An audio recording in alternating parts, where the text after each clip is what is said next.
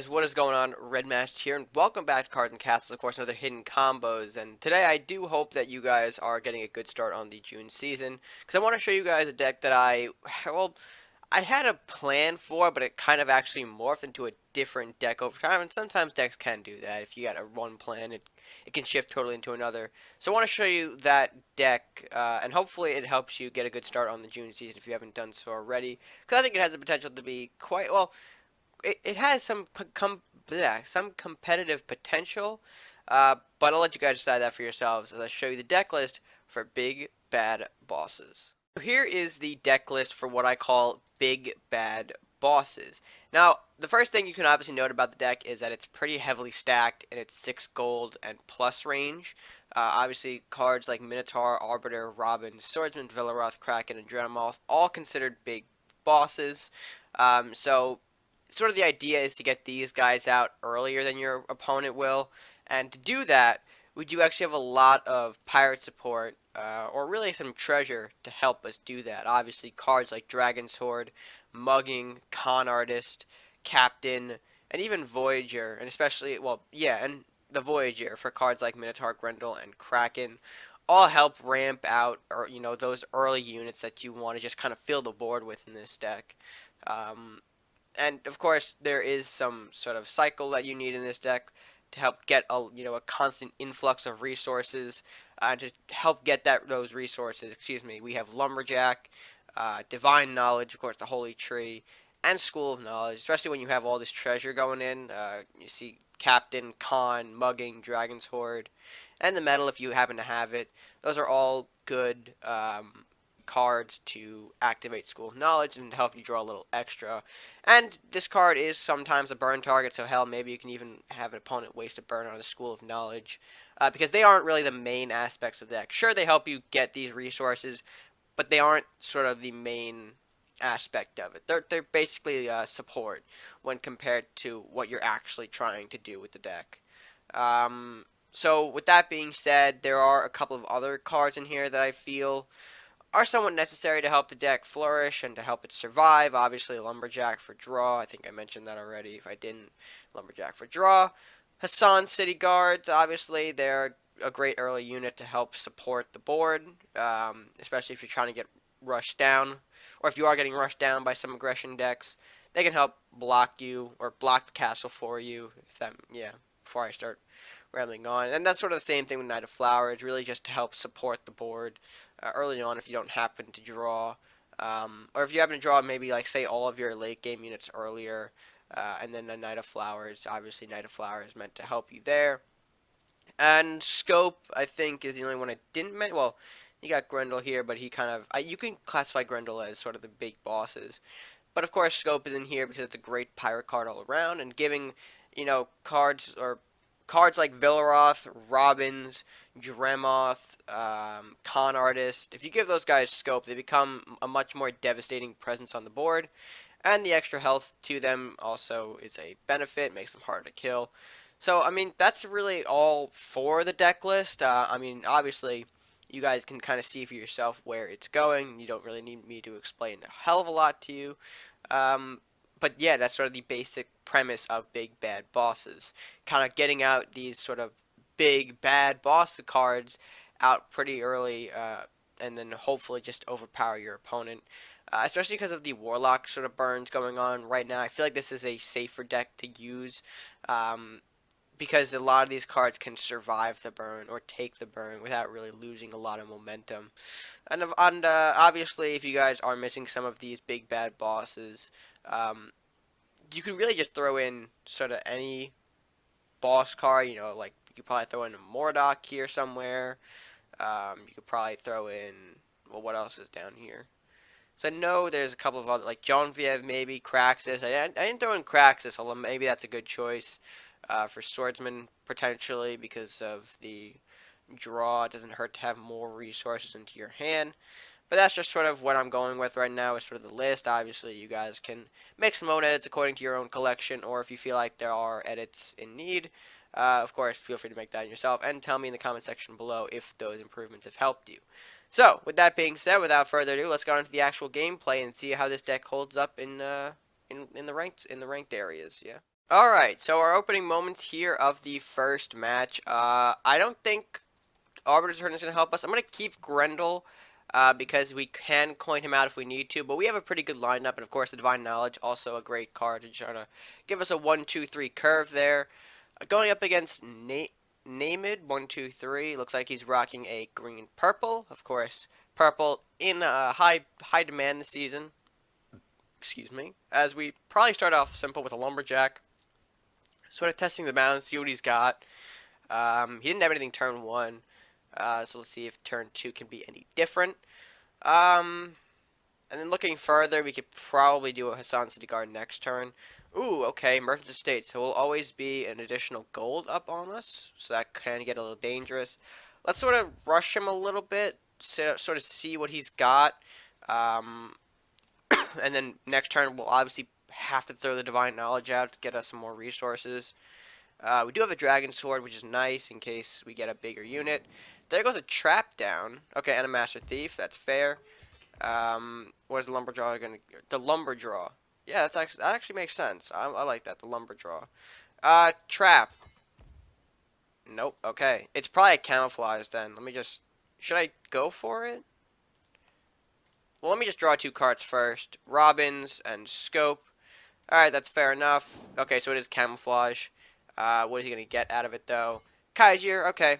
I can handle a Kaijir, obviously. If I had a Kraken in my hand, though, that would have been really nice to activate. Maybe I should have held off on activating until we got a Kraken in our hand. But I kind of wanted to just test the waters and see if he had one, and sure enough, he did. He used the Salahar Rider to get 2 damage off on the castle.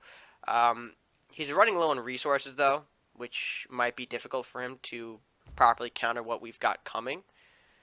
Ooh, Pillage. That was a smart play. Whether or not he realizes, because it's going to be harder for me to throw out Grendel this turn. But I think we can just do a little bit of this.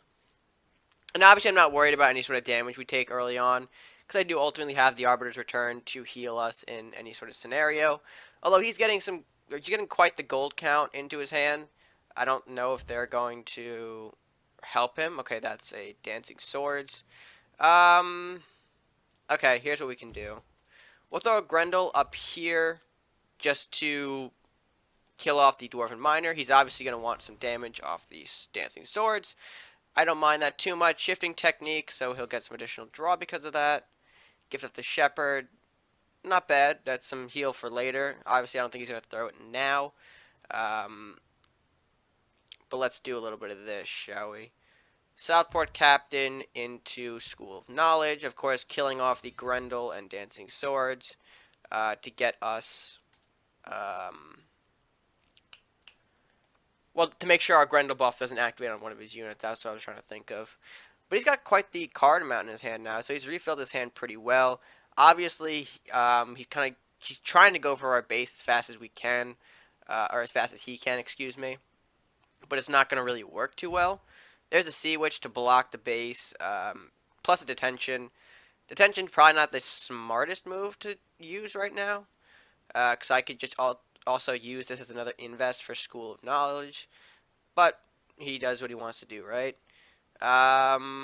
Let's do this. I don't want that Sea Witch activating and getting him some units, so we're just going to Arbiter's Return, and now we're back up to 19.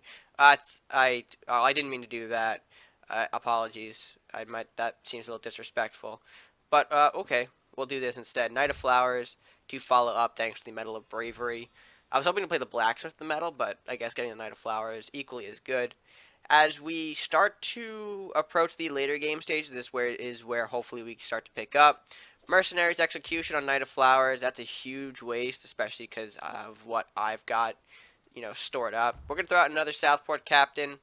And Blacksmith, obviously he's going to get low on resources here while we have a lot to work with. Hoping to draw a Kraken, but if not, I think our next move is going to be a Villaroth Scope, especially because of any unit he might throw out. And Villaroth Scope, deadly combination here, because of the damage. That's a Kunoichi, though. Huh. Chaotic Storm, hitting 3 different targets, alright. Not the worst thing in the world. Let's see. Can I hit? Alright, so I can't hit castle, so maybe he's down here. I'm going to test the waters a bit here with the Voyager. Okay, he's not down here. We'll do a Minotaur play then here. If he's not down there, then where else is he? But then we'll also probably do a Villaroth play up here, because we do have the gold for it, so why not get Villaroth out here, and then we'll eventually scope him, if it comes to that. Oh, he's hiding up there. Okay. Interesting. Dagger Storm. 3 different targets, of course, receiving the Dagger Storm, so Minotaur, Voyager, and Captain all sort of getting hurt. Gift the Shepherd not landing where he wants to, and this game is over because of how much, firepower I have coming in. So that was a good first match for the deck. Obviously, we'll probably do one more just to showcase the deck further. So with that being said, let's just hop right into it. Hop right into it because my English is on par today. Alright, second match. Let's get rid of that swordsman. We don't need it. Minotaur. Okay, School of Knowledge. That's going to help us a little bit. I was hoping to get perhaps a... I don't even know what else. Oh, Hassan Study. That's what I was looking for. Disintegrate on the Lumberjack. Man, that's kind of rude, don't you think? That means I get no draw. But hey, I guess I'm not complaining too much.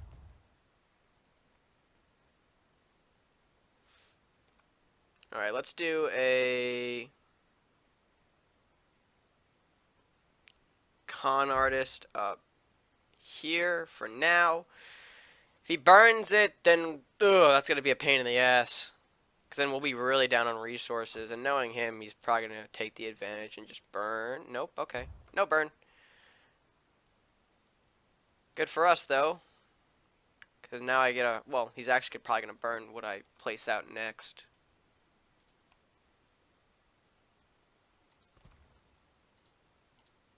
As we do that, additional draw here. We'll do this. We'll pop you.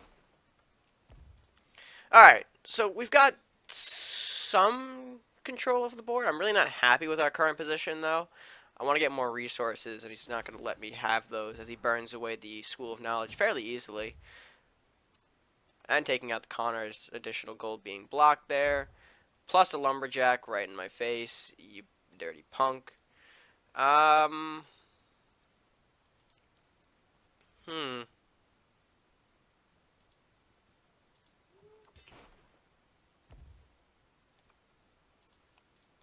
We'll throw out a Vilaroth, and see what he's got for us. I'm going to push it more aggressively than I normally would. But hey, I want to see what he's got. You throw out the Banshee, and the Banshee's not super strong. I mean, the spell is useful, but when you pull a bad spell, which is pretty much a majority of the time, then you really... No, Pega. That's going to be good. Not in that area, though. Pega's not going to be good back there. He should have assaulted my Villaroth and got him weaker. And now I got a Dragon Sword, so I'm deciding when I can... Okay. Doing a lot of interesting plays here. Yep. We're just going to even out the board at this point.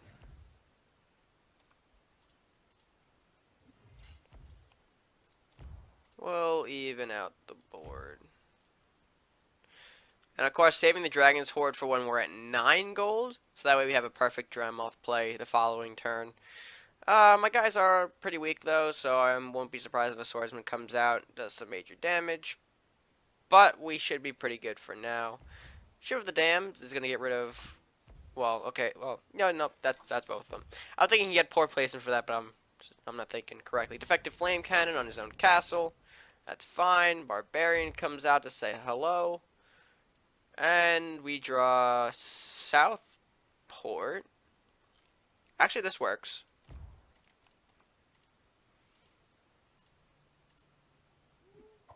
Yay for burn. Oh, we could also do this.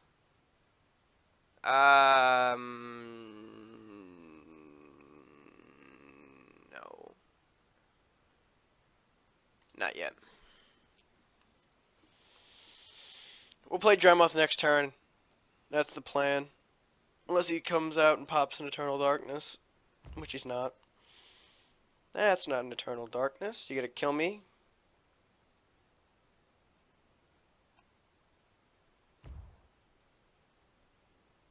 Nope.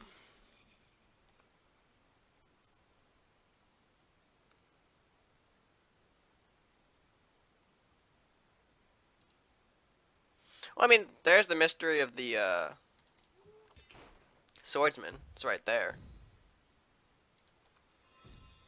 Resources. Mug you. I don't like you. Mugging the Barbarian just so it's harder to kill Dremoth, because obviously Dremoth is immune to spells due to the deflect.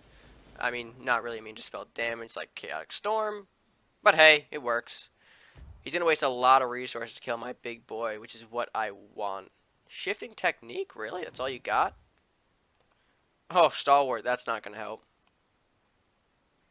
But hey, he's going to use it anyway. Alright.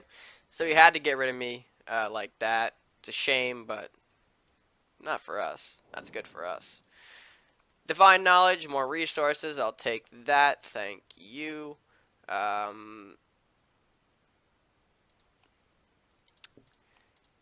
Knight of Flowers. Down here. And now he's working off the one card draw, which is going to be tough for him. Unless he can't really do anything. Okay, I'll put a trap down. Move his blacksmith all the way up there. I want to see what that trap is, but nope, I guess we're not going to right now. Not with a Kraken Strike on a castle. I think it's pretty safe to play this on his base now. It's not a Flame of Eternity, so that's always nice to see. Vicious Sunflower is going to just stay there, I guess. That's fine. I could actually probably mug that and be safe, because he's not going to attack me. As we place a couple of things down here, I think this game is pretty much set. The Dremoth was big for us. It really forced him to use all of his hand. And, of course, Dremoth's heal, always useful. So, big MVP on that match there. But let's see what he's got. He's going to... Darkfire? Nah, he's going to Armory.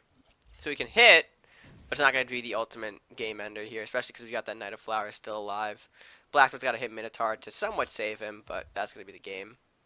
So, respect to an android, I think. Again, that's how we want to pronounce it. But, blend it off. Double Kraken. Beautiful. And yeah, that's it. Big bad bosses taking a win. So, overall, I think the deck does fairly well in competitive play, but again, fairly well. You got to be careful of some obvious things going around in the meta that can stop decks like this. Double Dojo, I don't think we really have the building removal at the moment for it, so that's probably where a weakness lies.